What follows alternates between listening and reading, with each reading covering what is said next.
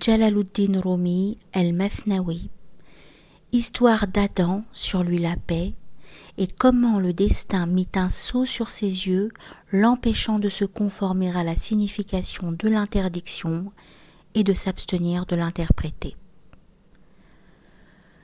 Le Père de l'humanité, qui est le Seigneur de Dieu, lui enseigna les noms, possède dans chacune de ses fibres des centaines de milliers de sciences. À son âme est advenue la connaissance du nom de chaque chose tant que cette chose existe. Aucun titre qu'il décerna ne fut changé. Celui qu'il appela diligent ne devint pas paresseux. Celui qui doit être un croyant à la fin, il l'a vu au commencement. Celui qui doit être un infidèle à la fin, se devint pour lui manifeste. Apprends le nom de chaque chose de celui qui en est le connaisseur. Apprends la signification profonde de « il enseigna les noms ».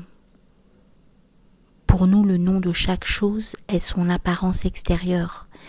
Pour le Créateur, le nom de chaque chose est sa réalité interne. Aux yeux de Moïse, le nom de son bâton était Canne. Aux yeux du Créateur, son nom était Dragon. Ici-bas, le nom de Omar était idolâtre, mais dans l'Alast, son nom était croyant. Ceux dont le nom pour nous était semence, dans la vision de Dieu, c'était toi qui te trouves en ce moment près de moi.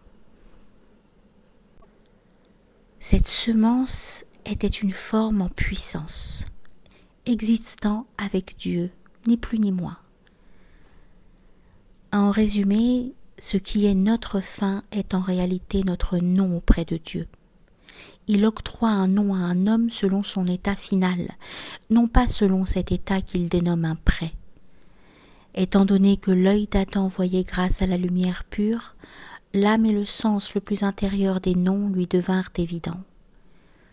Comme les anges avaient perçu en lui les rayons de la lumière divine, ils se prosternèrent et se hâtèrent de lui rendre hommage. C'est Adam dont je célèbre le nom. Si je le loue jusqu'à la résurrection, je ne parviendrai pas à lui rendre justice. Il savait tout cela. Pourtant, quand advint le destin, il commit une faute dans la connaissance d'une seule interdiction.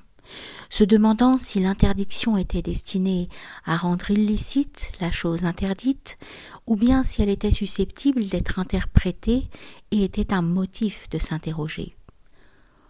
Quand la notion de l'interprétation l'emporta dans son esprit, sa nature le poussa avec égarement vers le blé. Quand l'épine entra dans le pied du jardinier, Adam, le voleur, Satan, saisit cette occasion et s'empara rapidement des biens. Dès qu'il eut échappé à son égarement, il retourna sur le droit chemin. Il vit que le voleur avait emporté les marchandises de la boutique. Il s'écria « Notre Seigneur, nous nous sommes lésés nous-mêmes. » Hélas, c'est-à-dire, l'obscurité est venue et le chemin a été perdu. Ce destin est un nuage qui recouvre le soleil. Par lui, lions et dragons deviennent comme des souris.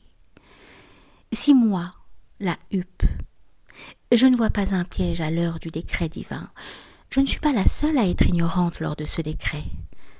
Oh, heureux celui qui s'en est tenu à ce qui est bien. Il a renoncé à ses propres forces et s'en est remis à la supplication. Si le destin t'enveloppe de ténèbres comme la nuit, cependant à la fin le destin te prendra par la main. Si le destin attente 100 fois à ta vie, cependant le destin te donne la vie et te guérit. Ce destin, s'il t'égare 100 fois, cependant, dresse ta tente au plus haut du ciel. Sache que cela vient de la miséricorde de Dieu, qu'il t'éprouve afin de t'établir dans le royaume de la sécurité. Ce sujet n'a pas de fin. Il est tard. Écoute à présent l'histoire du lièvre et du lion.